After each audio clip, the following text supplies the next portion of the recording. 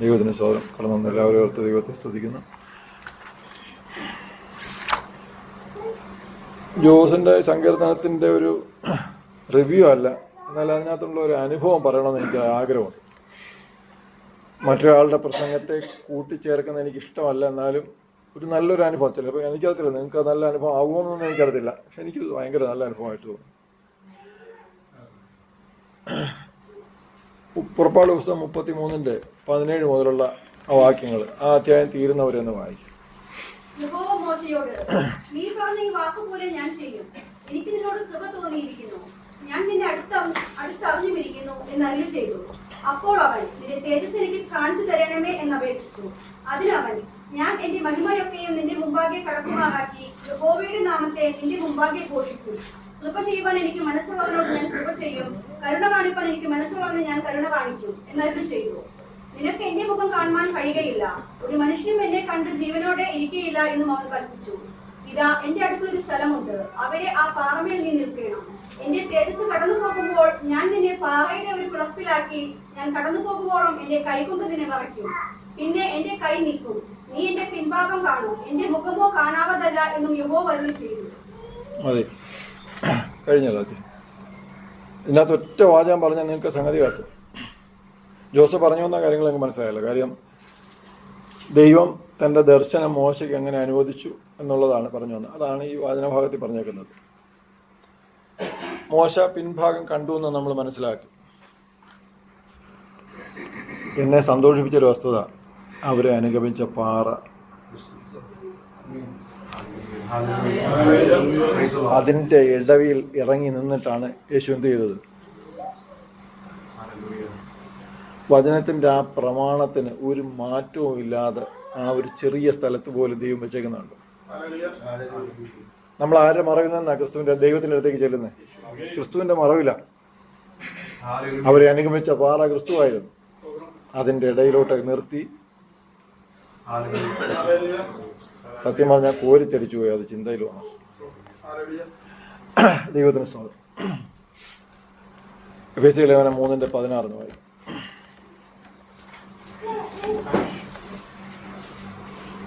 അവൻ തന്റെ മഹത്വത്തിന് നിരത്തിനൊത്തവണ്ണം അവന്റെ ആത്മാവിനാൽ നിങ്ങൾ അകത്തെ മനുഷ്യനെ സംബന്ധിച്ച് ശക്തിയോടെ ബലപ്പെടേണ്ടതിനും ക്രിസ്തു വിശ്വാസത്താൽ മതി, ശക്തിയോടെ ബലപ്പെടണം. മറ്റൊരു വാക്യം ഞാൻ റെഫറൻസ് എഴുതിയേക്കുന്ന തെറ്റാണ്, അതുകൊണ്ട് ആ വാക്യം ഞാൻ വായിക്കാം. വൃദ്ധന്മാർ നിർമ്മതവും ഗൗരവവും സുബോധവും ഉള്ളവരും വിശ്വാസത്തിലും സ്നേഹത്തിലും സഹിഷ്ണുതയിലും ആരോഗ്യമുള്ളവരുമായിരിക്കണം. ആത്മാവിൽ അകത്തെ മനുഷ്യനെ സംബന്ധിച്ച് ശക്തിയോടെ ബലപ്പെടണം, ഒന്ന്. രണ്ടാമത്തേത്, വിശ്വാസത്തിലും സ്നേഹത്തിലും സഹിഷ്ണുതയിലും ആരോഗ്യമുള്ളവരായിരിക്കണം. ഇത് രണ്ടുമാണ് എൻ്റെ പ്രധാന വിഷയം. അല്ലെങ്കിൽ അകത്തെ മനുഷ്യൻ്റെ ബലം, ആരോഗ്യം, ഇതൊക്കെയാണ് ഞാൻ പറയാൻ ആഗ്രഹിക്കുന്ന വിഷയം. ഇതിനായിട്ട് ഞാനൊരു ചെറിയ ഉദാഹരണം, നിങ്ങൾക്ക് എല്ലാവർക്കും അറിയാവുന്നൊരു സംഗതിയാണ്. ഇപ്പോൾ ഒരാളൊരു ആക്സിഡൻ്റൊക്കെ വന്ന് കയ്യോ കാലോ എന്തെങ്കിലുമൊക്കെ നടക്കാൻ പറ്റാത്തൊരു സംഗതി, ഒരു സാഹചര്യത്തിലൊക്കെ ആയിട്ട്, ഒരു കാലിൻ്റെ തന്നെ എടുത്തു, കാലിന് ഒരു ചെറിയ പ്രശ്നം വന്നു, ഒരു 3-4 മാസം കട്ടിലിൽ കിടക്കേണ്ടി വന്നാൽ ഈ ആള് കാലിൻ്റെ ആ ഒടിവോ ചതവോ എന്താണെന്ന് വെച്ചാൽ പൂർണ്ണ സുഖമായാലും സുഖമാവുന്നതിൻ്റെ പിറ്റേ ദിവസം ഇയാൾ എഴുന്നേറ്റ് നടക്കുമോ? ആ ആളിനെ വേറൊരാൾ പിടിച്ച് കുറേശ്ശെ നടത്തിക്കുക ചെയ്യുന്നത്. എന്ന് പറഞ്ഞാൽ നമ്മൾ മനസ്സിലാക്കേണ്ടത്, നമ്മുടെ ഏത് തരത്തിലുള്ള ആരോഗ്യമായാലും ദൈനംദിനം നമ്മുടെ പ്രയോഗത്തിൽ അതില്ലെന്നുണ്ടെങ്കിൽ ആ ആരോഗ്യം വർദ്ധിക്കുകയല്ല, മറിച്ച് അത് ക്ഷീണിച്ചു വരികയാണെന്നെങ്കിലും നമ്മൾ മനസ്സിലാക്കണം. ഞാൻ പറഞ്ഞ ആശയം മനസ്സിലായോ? നമ്മുടെ അകത്തെ മനുഷ്യനായാലും പുറത്തെ മനുഷ്യനായാലും ദൈനംദിനം ഈ മനുഷ്യൻ്റെ ആരോഗ്യത്തിന് വേണ്ടത് ചെയ്തുകൊണ്ടേ ഇരിക്കുന്നില്ല എങ്കിൽ ഈ ആരോഗ്യം ക്ഷയിച്ചു കൊണ്ടിരിക്കുകയാണെന്ന് മനസ്സിലാക്കണം. ദൈവത്തിന് സാർ അത്രയും മനസ്സിലായെങ്കിൽ ഒരു പഴയ വേദവചന ഭാഗത്തേക്ക് നമുക്ക് കടന്നു പോകാം. ആവർത്തന പുസ്തകം 8-ാം അധ്യായം 2-ാം വാക്യം. ദൈവമായ യഹോവ നിന്നെ താഴ്ത്തുവാനും തന്റെ കൽപ്പനകൾ പ്രമാണിക്കുമോ ഇല്ലയോ എന്ന് നിന്നെ പരീക്ഷിച്ച് നിന്റെ ഹൃദയത്തിലിരിക്കുന്നത് അറിവാനുമായി നിന്നെ ഈ 40 സംവത്സരം മരുഭൂമിയിൽ നടത്തിയ വിധമൊക്കെയും നീ ഓർക്കണം. മരുഭൂമി വിട്ടാരെ ബാക്കി മാത്രം നമുക്ക് എടുക്കാം. കൽപ്പനകൾ പ്രമാണിക്കുമോ ഇല്ലയോ എന്ന് നിന്നെ പരീക്ഷിച്ച് നിന്റെ ഹൃദയത്തിലിരിക്കുന്നത് അറിവാൻ. ഹൃദയത്തിലിരിക്കുന്ന ദൈവത്തിന് അറിയാനാണെന്ന് ആരും സങ്കല്പിച്ചു വശായി പോകരുത്. നമ്മുടെ ഹൃദയത്തിലിരിക്കുന്നത് നമുക്കറിയാനാണ്. പലപ്പോഴും ഇത് നമുക്കറിയാത്തത് എന്താണെന്ന് ചോദിച്ചാൽ, പല സാഹചര്യത്തിലും നമ്മുടെ ഹൃദയം എങ്ങനെ ചിന്തിക്കുമെന്ന് എങ്ങനെ പെരുമാറുമെന്ന് നമുക്കിപ്പോഴറിയത്തില്ല, ആ സാഹചര്യത്തിൽ എത്തുന്നവർ. അതുകൊണ്ട് തന്നെ ഒരു നല്ല തീരുമാനമായിരിക്കും നമ്മൾ കണ്ടിട്ടില്ലാത്ത അനുഭവിച്ചിട്ടില്ലാത്ത സാഹചര്യത്തിൽ നിൽക്കുന്ന ഒരാളുടെ പെരുമാറ്റത്തെക്കുറിച്ച് മുൻവിധിയോടൊന്നും പറയാതിരിക്കുന്നത് വിവേകമായിരിക്കും. അതൊരു പ്രമാണമെന്നല്ല ഞാൻ പറഞ്ഞു, അതൊരു വിവേകമായിരിക്കും. കാര്യം പിന്നീടുള്ള ലജ്ജ ചിലപ്പോൾ ഒഴിവാക്കാൻ പറ്റിയത്. ഞാനതിന് സമാനമായിട്ട് ഒത്തിരി സംഭവങ്ങളിലൂടെ പറഞ്ഞിട്ടുണ്ട്. ഞാൻ അപ്പോൾ അതിലോട്ടൊന്നും പോകാൻ ആഗ്രഹിക്കുന്നില്ല. അപ്പോൾ നമ്മുടെ ഹൃദയത്തിലിരിക്കുന്നത് അറിയാൻ ആരറിയാൻ? നമ്മളറിയാൻ. ദൈവത്തിന് സ്തോത്രം. നിങ്ങൾക്കറിയാമല്ലോ, ഈ കാദേശ് ബർന്ന എന്ന് പറഞ്ഞൊരു സ്ഥലത്തെക്കുറിച്ചും ആ സംഭവത്തെക്കുറിച്ചും നിങ്ങൾക്കറിയാം. മോശ ദൈവജനവുമായിട്ട് വന്ന വഴിക്ക് കനാൻ ദേശം ഉറ്റുനോക്കാൻ 12 പേരെ തിരഞ്ഞെടുത്ത് അങ്ങോട്ട് വിട്ടു. അവർ തിരിച്ചു വന്നിട്ട് 10 പേര് അങ്ങോട്ട് പോകാൻ പറ്റത്തില്ല എന്നും 2 പേര് ദൈവം നമ്മോട് കൂടെ ഉണ്ട്, നമ്മളത് കൈവശമാക്കും എന്നും പറഞ്ഞ ആ സ്ഥലവും ആണ് കാദേശ് ബർന്ന. എന്നിട്ട് എന്തുണ്ടായി? ആ ജനത്തിൻ്റെ മനസ്സിലെ തീരുമാനം അനുസരിച്ച് അവർ അവിടെ കിടന്ന് ബഹളം ഉണ്ടാക്കി. കുറേ പേര് അവിടെ വെച്ച് മരിച്ചു. അത് കഴിഞ്ഞിട്ട് എന്തു പറ്റി? ആ യാത്ര മറ്റൊരു വഴിക്ക് ആക്കി വെച്ചു. മോശയും ദൈവമായിട്ടൊക്കെ കുറേ അധികം സംഭാഷണം ഈ സമയത്ത് നടക്കുന്നുണ്ട്. അതെല്ലാം വിശദീകരിക്കാൻ നേരമില്ല. മോശ കുറേ ന്യായങ്ങൾ എന്ന് പറഞ്ഞാൽ ജനത്തെ അന്നേരം ഒരുമിച്ച് കൊല്ലാതിരിക്കാൻ മോശ കുറേ ന്യായങ്ങൾ പറഞ്ഞു. ആ ന്യായങ്ങൾ അവസാനം മോശയുടെ മുഖം മാനിച്ചായിരിക്കാം ദൈവം കേട്ടത്. അത് കഴിഞ്ഞിട്ട് എന്തുണ്ടായി? ദൈവത്തിൻ്റെ തീരുമാനത്തിന് മാറ്റം ഉണ്ടായില്ല, തീരുമാനത്തിന് കാലതാമസം വരുത്തി. ഇതിനെ ഒരുമിച്ച് കൊന്നു കഴിഞ്ഞാൽ മോശയ്ക്ക് പോലും താങ്ങാൻ പറ്റത്തില്ല എന്ന് തോന്നിയിട്ട് 40 വർഷം ഇതിലേ കൂടെയൊക്കെ നടത്തിച്ച് കുറേശ്ശെ ഓരോന്നിനായിട്ട് അങ്ങ് മാറ്റി.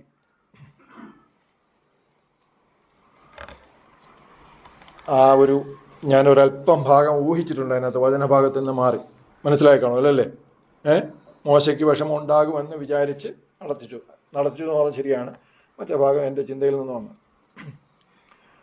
അതിനറിയാവുന്നവരെ തിരിച്ചറിയാമെന്ന് മനസ്സിലാക്കിയാൽ ഞാൻ അങ്ങനെ പറഞ്ഞു. ഇനി യോശുവ 14:7-8 വാക്യം വായിച്ചു. യഹോവയുടെ ദാസനായ മോശെ കാദേശ് ബർന്നയിൽ നിന്ന് ദേശത്തെ ഉറ്റുനോക്കുവാൻ എന്നെ അയച്ചപ്പോൾ എനിക്ക് 40 വയസ്സായിരുന്നു. ഞാൻ വന്ന എന്റെ മനോബോധപ്രകാരം അവനോട് മറുപടി പറഞ്ഞു. ആരാ? യോശുവ. കാലേബാണ് പറയുന്നത്. ഞാൻ അന്ന് എൻ്റെ മനോബോധപ്രകാരം മറുപടി പറഞ്ഞു. അടുത്ത വാക്യം. എന്നോടുകൂടെ പോന്നിരുന്ന സഹോദരന്മാർ ജനത്തിന്റെ ഹൃദയം ഉരുകുമാറാക്കി. ഞാനും എന്റെ ദൈവമായ യഹോവയോട് പൂർണ്ണമായി പറ്റി നിന്നു. മതി. നമുക്ക് യോഗ്യമല്ലാത്ത സ്ഥലത്ത് ആരെത്ര ക്ഷണിച്ചാലും പോകരുത്, പോയിരിക്കരുത്. 12 പേരുടെ കൂട്ടത്തിൽ തിരഞ്ഞെടുത്ത് അയച്ചപ്പോൾ നമുക്ക് ചിലപ്പോൾ ഒരു താല്പര്യമൊക്കെ തോന്നിക്കാണും. ഈ വലിയ സമൂഹത്തെ 6 ലക്ഷം പുരുഷന്മാരെന്ന് പറയുമ്പോൾ വലിയൊരു സമൂഹം, അതിനകത്ത് തിരഞ്ഞെടുക്കപ്പെട്ട 12 പേരെന്ന് പറയുമ്പോൾ തീർച്ചയായിട്ടും വലിയൊരു അഭിമാനമാണ്. സഭാ സെക്രട്ടറി എന്നൊക്കെ പറഞ്ഞാൽ വർഷങ്ങളായിട്ട് വെച്ചുകൊണ്ടിരിക്കാൻ ആഗ്രഹമുള്ളവരൊക്കെ ഉണ്ട് പലയിടത്തും.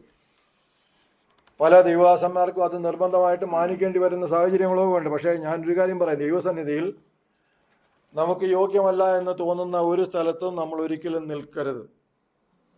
ഇവിടെ വന്നുപോയ പ്രശ്നം എന്താണെന്ന് മനസ്സിലായോ? ഈ സഹോദരന്മാർ ജനത്തിൻ്റെ ഹൃദയം ഉരുകുമാറാക്കി. ദൈവത്തിൻ്റെ സ്തോത്രം. നമ്മുടെ ഓരോ പ്രവൃത്തികളും ഇതുപോലെ സഭയെ ബാധിക്കുന്നു എന്ന് മറന്നു പോകരുത്. നമ്മൾ എവിടെ നിന്നാലും എന്ത് പ്രവൃത്തി ചെയ്താലും നമ്മുടെ ഓരോ പ്രവൃത്തിയും മറ്റുള്ളവരെ ബാധിക്കുന്നു. ഒന്നുകിൽ അവരെ ഹൃദയം ഒരുക്കുന്നു, അല്ലെങ്കിൽ അവരെ ഹൃദയത്തെ കട്ടിയാക്കി ബലപ്പെടുത്തുന്നു. യുദ്ധമൊക്കെ ഉള്ള സമയമാണ്. എനിക്ക് തോന്നുന്നു ഞാനൊരു 3-4 പേരെടുത്തെങ്കിലും വേറെ ഗോതമ്പാമൻ്റെ ഷോർട്ടേജിനെ കുറിച്ചൊന്ന് പറഞ്ഞുപോയി. അതിനെക്കുറിച്ച് ഞാൻ പലപ്പോഴും പല ദിവസവും ഞാൻ അതിനെക്കുറിച്ച് അനുഭവിക്കാറുണ്ട്. ഞാൻ വാങ്ങിച്ചു വെക്കണമെന്ന് വിചാരിച്ച് ഉദ്ദേശിച്ചൊന്നുമല്ല പറഞ്ഞു. ഞാൻ അത് കഴിഞ്ഞിട്ട് കടയിൽ പോയി മൈദ വാങ്ങിക്കുമ്പോഴും ഞാൻ 2 പാക്കറ്റേ വാങ്ങിച്ചുള്ളൂ, തീരാറായി. ഇന്ന് ഇതേവരെ പാനിക് പർച്ചേസ് നടത്തിയിട്ടില്ല. നടത്തണമെന്ന് പലപ്പോഴും മനസ്സിൽ തോന്നാറുണ്ട്, ചെയ്തിട്ടില്ല. അരി പോലും സാധാരണ വാങ്ങിക്കുന്ന അത്രയും വാങ്ങിച്ചിട്ടില്ല. ഇപ്പോഴും നിങ്ങൾ നോക്കിയാൽ മനസ്സിലാവും, 1 പാക്കറ്റേ ഇപ്പോൾ ഇരിപ്പോൾ. സാധാരണ 2 പാക്കറ്റാണ് ഞാൻ വാങ്ങിക്കാറുള്ളൂ. സാഹചര്യങ്ങൾ നമുക്ക് അനുകൂലമല്ലാത്തതൊക്കെ വരും. പക്ഷേ അവിടെ ആരുടെയും ഹൃദയം ഉരുക്കരുത്. ഇനി അഥവാ നിങ്ങൾ ഉരുകുന്നെങ്കിൽ വേറെ ആരെയും അറിയിക്കുകയും ചെയ്യരുത്, സ്വയം അങ്ങ് ഉരുകി തീർന്നോ. വിശ്വാസിക്ക് ഉരുകേണ്ട കാര്യമൊന്നുമില്ല. ഇവിടെ അടിച്ചു പോയ സംഗതി കഴിഞ്ഞു. അവിടെ ഒരുപാട് പേര് കാത്തിരിക്കും, നിങ്ങളുടെ ബന്ധക്കാരൊക്കെ. അവർ പോയപ്പം എന്നെ പകരം എടുക്കണമെന്നൊക്കെ പറഞ്ഞ് പ്രാർത്ഥിച്ചവരൊക്കെ ഉണ്ടല്ലോ, നിലവിളിച്ചവരെ. ദൈവത്തിൻ്റെ സ്തോത്രം. നമ്മുടെ ഓരോ പ്രവൃത്തിയും വാലിഡേഷനിൽ നടന്നുകൊണ്ടിരിക്കും. മറ്റ് പലരുടെയും ജീവിതത്തെ ബാധിച്ചു കൊണ്ടിരിക്കുകയാണെന്നുള്ളത് മറന്നുപോകരുത്. നമ്മളെ താഴ്ത്തി പരീക്ഷിക്കുമ്പോൾ തീർച്ചയായിട്ടും നമ്മളതിനെ തിരിച്ചറിഞ്ഞിരിക്കണം. അതെന്തിനു വേണ്ടിയാണെന്ന്, നമ്മൾ എവിടെ നിൽക്കുമെന്ന് തിരിച്ചറിയാൻ വേണ്ടി, നമ്മൾ വചനം അനുസരിക്കുമോ ഇല്ലയോ എന്ന് തിരിച്ചറിയാൻ വേണ്ടിയാണ് താഴ്ത്തി പരീക്ഷിക്കുന്നത്. ഇനി ആവർത്തനം 8:3 വായിച്ചു.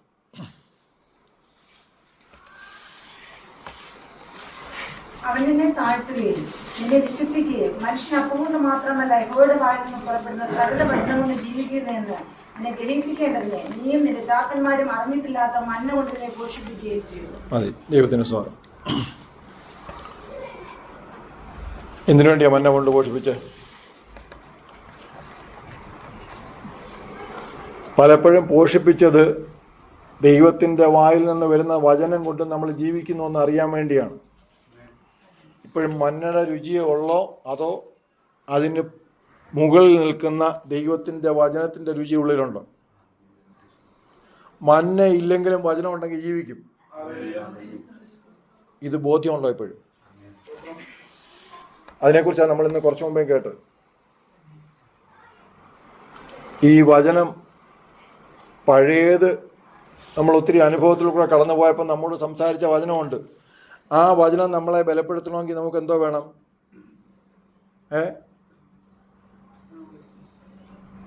ഉദാഹരണത്തിന് നിങ്ങൾ കാല് മുറിഞ്ഞപ്പോൾ, കാലൊരു മുറിവ് പറ്റി, അന്നേരം നിങ്ങളെ ബലപ്പെടുത്തിയൊരു വചനമുണ്ട്, കാൽ കല്ലിൽ തട്ടി പോകാതിരിക്കേണ്ടതില്ലേ. ഇനി ഈ വചനം നിങ്ങളെ ഇനിയും ഒന്നുകൂടെ ബലപ്പെടുത്തണമെങ്കിൽ നിങ്ങൾക്ക് എന്തോ പറ്റണം? ഈ സാധനം പിന്നെയും വന്നാലേ വെക്കൂ. വേറെ അടുത്തൊരു സ്ഥലത്തേക്ക് ബലപ്പെടുത്തണമെങ്കിലോ ഇവിടെയാണ് വചനവുമായിട്ട് നിങ്ങൾ ബന്ധപ്പെടേണ്ട ആവശ്യം. ദിവസവും കഴിക്കേണ്ട മന്ന ദിവസവും കഴിച്ചുകൊണ്ടേയിരിക്കണം. ഈ സമയം നിങ്ങൾ ബലം പ്രാപിച്ചുകൊണ്ടേയിരിക്കും. അതല്ലെങ്കിൽ നിങ്ങളിൽ എന്തിൻ്റെ ബലമേ ഉള്ളൂ?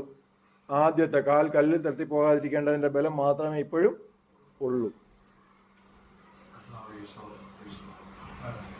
ഒരു കുഞ്ഞിന് എഴുന്നേറ്റ് നിൽക്കാൻ പ്രായമായാൽ ആ കുഞ്ഞ് നടന്നുകൊണ്ടേയിരിക്കണം, എങ്കിലേ കാലിന് ബലം പ്രാപിക്കൂ. കാലിൻ്റെ നടപ്പിന് ബാലൻസ് വരൂ. സാധാരണ മനുഷ്യൻ നടക്കുന്ന പോലെ നടക്കൂ. ആദ്യത്തെ ദിവസം നടക്കുന്ന നേരെയല്ല, ഡാൻസ് കളിക്കുന്ന പോലെ ആയിരിക്കും നടക്കുന്നത്. പലയിടത്തും തട്ടി വീഴും. 10 ദിവസം നടന്നു കഴിയുമ്പോഴോ നേരെ നടക്കാൻ തുടങ്ങും. ദൈവത്തിന് സ്തോത്രം. പ്രാപിക്കുന്ന വിശ്വാസം പ്രായോഗിക ജീവിതത്തിൽ ഓരോ ദിവസവും പ്രതിഫലിപ്പിച്ചു കൊണ്ടിരിക്കുമ്പോൾ ആ വിശ്വാസത്തിന് എന്തുണ്ടായിരിക്കും? ആരോഗ്യം ഉണ്ടായിരിക്കും. അകത്തെ മനുഷ്യന് എന്തുണ്ടായിരിക്കും? ബലം ഉണ്ടായിരിക്കും. പാനിക് എന്ന് പറയുന്ന സംഗതി നമ്മുടെ ജീവിതത്തിൽ ഉണ്ടാകത്തില്ല. നമ്മളെക്കാൾ പ്രതിസന്ധിയിൽ ഓരോ ദിവസവും ജീവിക്കുന്ന ഒത്തിരി പേരുണ്ട്. പല സാഹചര്യങ്ങളിൽ നമുക്ക് ഒരു പ്രതിസന്ധിയെ തരണം ചെയ്യാൻ കഴിയാത്ത വിധത്തിൽ ലോകം കാര്യങ്ങൾ ക്രമീകരിച്ചുകൊണ്ടിരിക്കുക എന്ന് പറഞ്ഞാൽ, ഈ ചിലർക്കെങ്കിലും അറിയാം, ഈ ഒത്തിരി ആൾക്കാരുള്ള കമ്പനിയിലൊക്കെ ജോലി ചെയ്തിട്ട് അറിയാം, ഈ ബാക്കപ്പ്, ബിസിനസ് കണ്ടിന്യൂറ്റി എന്നൊക്കെ പറയുന്ന കുറേ സംഗതികൾ അവിടെ ഓഡിറ്റേഴ്സൊക്കെ വരുമ്പോൾ ഇത് പറയും. അതിന് അന്നേരം ഒരു ബഹളമൊക്കെ ഉണ്ടാവും. പിന്നീട് നടപടിയൊന്നും ഉണ്ടാകത്തില്ല. എന്ന് പറഞ്ഞാൽ, ഞാനിപ്പോൾ അനുഭവത്തിൽ നിന്ന് മനസ്സിലാക്കിയതനുസരിച്ച് ബഹ്റിനിലെ പല ബാങ്കുകൾ പോലും അവരുടെ ദൈനംദിന കാര്യങ്ങൾ ചെയ്യാൻ പറ്റാത്ത വിധം തടസ്സപ്പെട്ടിരിക്കുക. നമ്മുടെ വീടുകളെല്ലാം വിറകിനുള്ള അടുപ്പ് ഇല്ലാത്ത വിധത്തിൽ കാര്യങ്ങൾ ക്രമീകരിച്ചവരൊക്കെ ഇപ്പോൾ വീട്ടിന് വെളിയിൽ എവിടെങ്കിലും ഒരു 3 കട്ട വയ്ക്കാൻ സ്ഥലമുണ്ടോ എന്ന് അന്വേഷിച്ച് ഓടി നടക്കാൻ തുടങ്ങി. സൈക്കിൾ വാങ്ങിക്കാൻ കിട്ടുമോയെന്ന് ആലോചിച്ച് പ്രധാന പട്ടണങ്ങളിൽ ആൾക്കാർ ഓടി തുടങ്ങി. കാര്യം 4 ദിവസം കൂടെ ജോലിക്ക് പോകണമെന്നുണ്ടെങ്കിൽ സ്കൂട്ടർ ഉരുട്ടിക്കൊണ്ട് പോകാനൊക്കത്തില്ലല്ലോ. ദൈവത്തിന് സ്വാതന്ത്ര്യം. ഇതോർത്തൊന്നും ഭയപ്പെടേണ്ടവരല്ല നമ്മൾ. കാരണം നമ്മളൊരു പ്രത്യാശയെ ജീവിക്കുന്നവരാണ്. ഇതോർത്ത് ഭയപ്പെടുന്നവനെ ബലപ്പെടുത്തേണ്ടവരാ നമ്മൾ. നമ്മളിപ്പോഴും ഗോതമ്പ് പൊടിക്കാതെ നിൽക്കുന്നുള്ളൂ. ദൈവത്തിന് സാർ.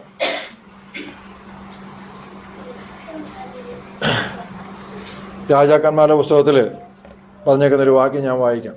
ഞാൻ സത്യം പറഞ്ഞ റെഫറൻസ് അവിടെ എഴുതിയിട്ടില്ല. നിങ്ങൾക്ക് അറിയാവുന്ന വാക്യമാണ്. ഒരു ശേക്കലിന് 2 സെയ യവവും വിൽക്കുമെന്ന് പറഞ്ഞ ആ ഭാഗം. അപ്പോൾ എലീശ യഹോവയുടെ അരുളപ്പാട് കേൾപ്പീൻ.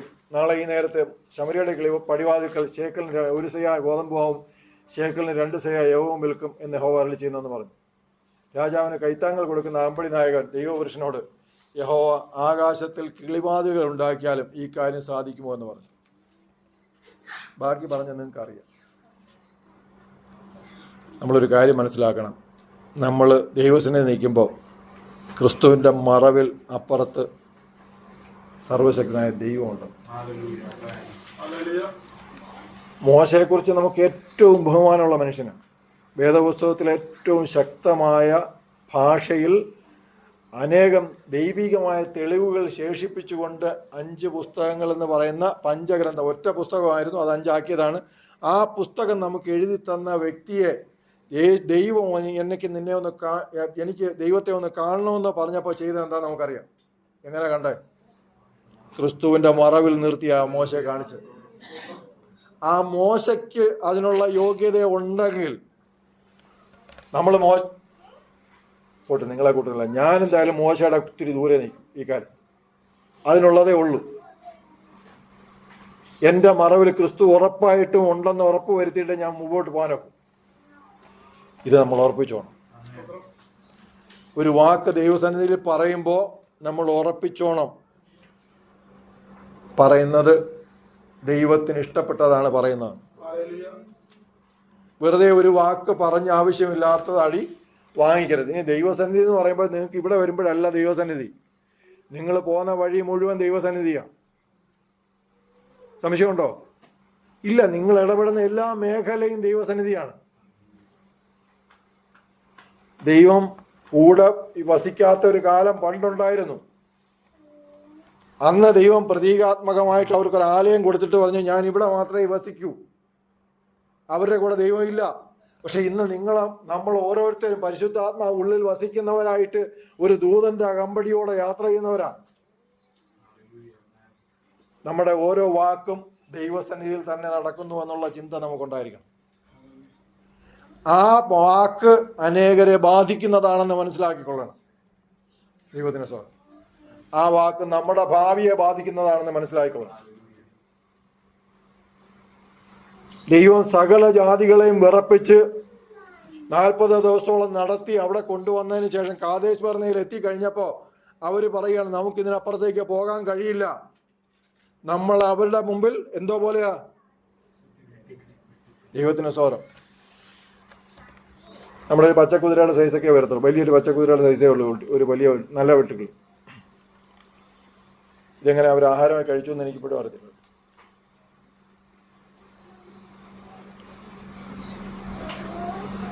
അപ്പോൾ ദൈവത്തിൻ്റെ മുമ്പിൽ നിങ്ങൾക്ക് നിങ്ങളെപ്പറ്റി എന്ത് തോന്നി?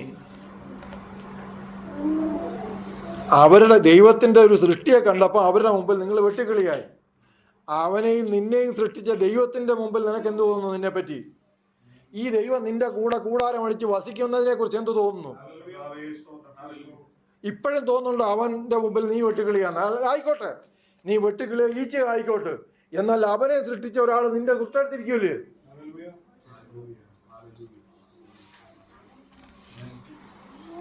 ഈ ബോധ്യത്തോടെ വേണം നമ്മൾ സംസാരിക്കാൻ. നമ്മുടെ വാക്കുകളിൽ ഈ ബോധ്യം സ്ഫുരിക്കണം. നമ്മുടെ വാക്കുകളിൽ ഈ സംഗതി വെളിവായിക്കൊണ്ടേയിരിക്കണം.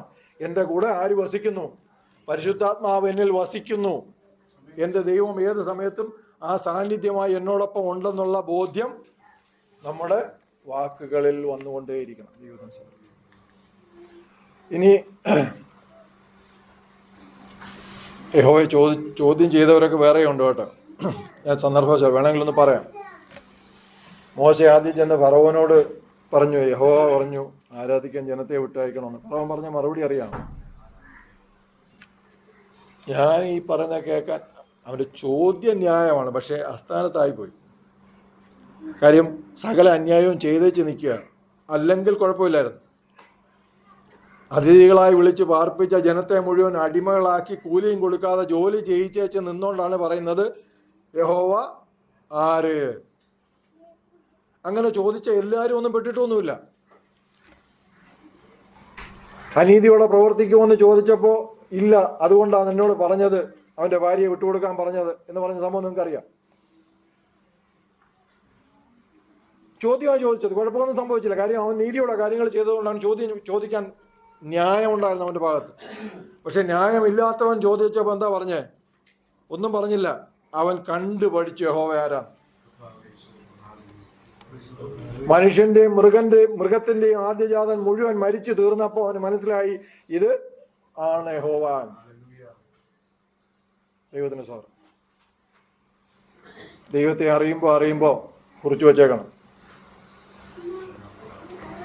ദിവസം മന്ന വീഴുമ്പോൾ മറന്നു പോകുന്നവരൊന്ന് എഴുതിയെടുത്തോണം, പിന്നെ ആവശ്യം വരും. ദൈവത്തിന് സ്തോത്രം. അതല്ല ഇതിങ്ങനെ കാലാകാലങ്ങളിൽ പറഞ്ഞുകൊണ്ടിരിക്കാൻ ഒരാളും ഞാൻ കേട്ടുകൊണ്ടിരിക്കാനും എന്നുള്ള ധാരണയുണ്ടെങ്കിൽ നിങ്ങൾ ശരീരം തളർന്നുകൊണ്ടേയിരിക്കുകയാണ്. നിങ്ങൾക്ക് അംഗവൈകല്യം സംഭവിച്ചുകൊണ്ടേയിരിക്കുകയാണ്. ഒരു ദിവസം സ്വന്തം കാര്യങ്ങൾ ചെയ്യാൻ പറ്റാത്ത അവസ്ഥ ഉണ്ടെങ്കിൽ ഉണ്ടായിട്ടുള്ളവർക്കായി ഞാൻ ദൈവത്തെ സ്തുതിക്കുകയാണ്. നിങ്ങൾക്ക് ആ അവസ്ഥ മനസ്സിലാവും. അതല്ലാത്തവർ അനുഭവിക്കുന്നവരോട് ചോദിക്കണം അന്നേരം ഉണ്ടാകുന്ന മനോവേദന എന്താണ്. ഒരു 4 ദിവസം അങ്ങനെ പോകാമെന്നുണ്ടെങ്കിൽ തീർച്ചയായിട്ടും മനസ്സുകൊണ്ട് ആഗ്രഹിക്കും എന്നെ ആരെങ്കിലും ഒന്ന് കൊന്നു തന്നിരുന്നെങ്കിൽ.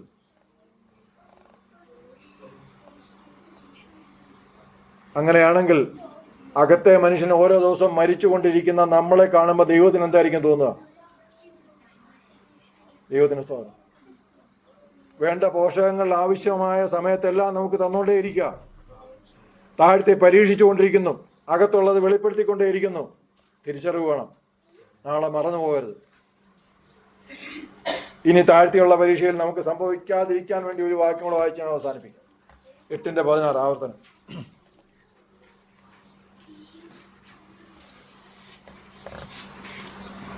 നിന്റെ ഹൃദയം നിഗളിക്കാതിരിക്കാനും നിന്നെ അടിമവീടായ മിസ്രൈമിൽ നിന്ന് പുറപ്പെടുവിക്കുകയും അഗ്നിശബ്ദവും തേളും വെള്ളമില്ലാതെ വരൾച്ചയുമുള്ള വലിയതും ഭയങ്കരവുമായ മരുഭൂമിയിൽ കൂടി 16 നിന്നെ താഴ്ത്തി പരീക്ഷിച്ച് പിൻകാലത്ത് നിനക്ക് നന്മ ചെയ്യേണ്ടതിന് മരുഭൂമിയിൽ നിന്റെ പിതാക്കന്മാർ അറിയാത്ത മന്ന കൊണ്ട് പോഷിപ്പിക്കുകയും ചെയ്ത നിന്റെ ദൈവമായ യഹോവയെ നീ മറന്നു.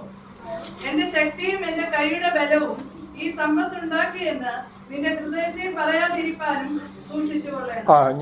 ഈ പൈസ ഞാൻ ഉണ്ടാക്കുന്ന പൈസ മൊത്തം നീയും പിള്ളേരും കൂടെ മുടിപ്പിക്കുക എന്നൊക്കെ പറഞ്ഞു മുമ്പുള്ളവർ പറഞ്ഞു കേട്ടു. നിങ്ങളാരും പറയത്തില്ല, എനിക്കറിയാം.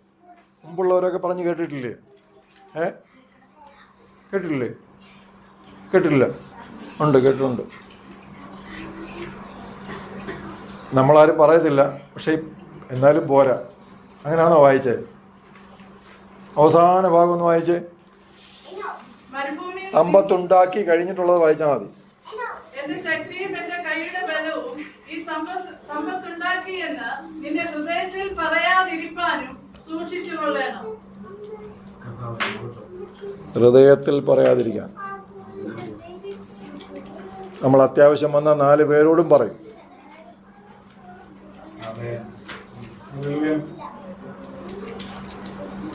നമുക്ക് ഇഷ്ടമല്ലാത്ത ഒരാൾ പറയുക ഇച്ചിരി മിതമായിട്ട് ചിലവാക്കണമെന്ന് പറഞ്ഞ് ഞാൻ ഉണ്ടാക്കിയ പൈസ ചിലവാക്കുന്നത് നിനക്കെന്താടാന്ന്. സംഗതി ബോർഡറും കഴിഞ്ഞു പോയി. ഹൃദയത്തിൽ ചിന്തിക്കരുതെന്നാണ് പറഞ്ഞേ. ഇതും കഴിഞ്ഞ് അപ്പുറത്തോട്ട് പോയി കഴിഞ്ഞു. മനസ്സിലായോ? കുറച്ചുകൂടെ കാലം കഴിയുമ്പോൾ ഇത് ദൈവത്തിൻ്റെ പ്രവർത്തികൾ ജീവിതത്തിൽ വന്നു കഴിയുമ്പോൾ ഇതുണ്ടാകരുത്, അതിനാ താഴ്ത്തി പരീക്ഷിച്ചെന്ന്. ഞാനിതുണ്ടാക്കിയെന്ന് പറഞ്ഞു പോകരുത്, ചിന്തിച്ചു പോകരുത്. എൻ്റെ ദൈവം എനിക്ക് തന്നു എന്നേ പറയാവൂന്ന്. സകലത്തിലും ദൈവത്തെ മഹത്വപ്പെടുത്തിക്കൊണ്ടിരിക്കുന്ന ഒരു ജീവിതം, ഇതാണ് വിശ്വാസിക്ക് വേണ്ടത്. ദൈവത്തിന് സ്തോത്രം. ജീവിതത്തിലുടനീളം ദൈവം നമ്മൾ മഹത്വപ്പെട്ടുകൊണ്ടേയിരിക്കണം. ജീവിതത്തിലെ പ്രതിസന്ധി ഘട്ടത്തിൽ നമുക്കെടുത്ത് പറയാൻ തക്കവണ്ണം ആരോഗ്യമകത്തുണ്ടാവണം. വിശ്വാസത്തിൽ ആരോഗ്യമുള്ളവരായിരിക്കണം. ദൈവത്തിന് സ്തോത്രം. സഹിഷ്ണുതയിൽ ആരോഗ്യമുള്ളവരായിരിക്കണം. പെട്ടെന്ന് ക്ഷമ കെടുന്നവരല്ല വിശ്വാസികൾ. ജീവിതത്തിൽ അനുഭവത്തിൽ പഠിക്കുന്ന കാര്യങ്ങൾ ശേഖരിച്ചു വെക്കണം.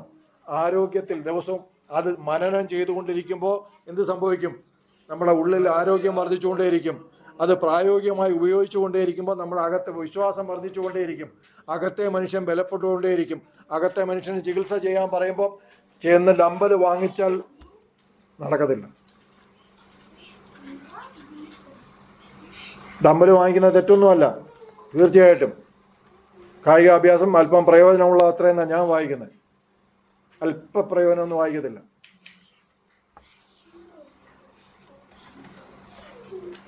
പക്ഷേ അകത്തെ മനുഷ്യന് ബലം കുറഞ്ഞു പോകുന്നത് യോഗ്യമല്ല വിശ്വാസിക്ക്. ആ വിശ്വാസി നേരത്തെ പറഞ്ഞതുപോലെ ഒന്നല്ലെങ്കിൽ മറ്റൊരു സ്ഥലത്ത് ഇതുപോലെ വേണ്ടാത്തത് മുഴുവൻ വരുത്തി വെച്ചുകൊണ്ടേയിരിക്കും.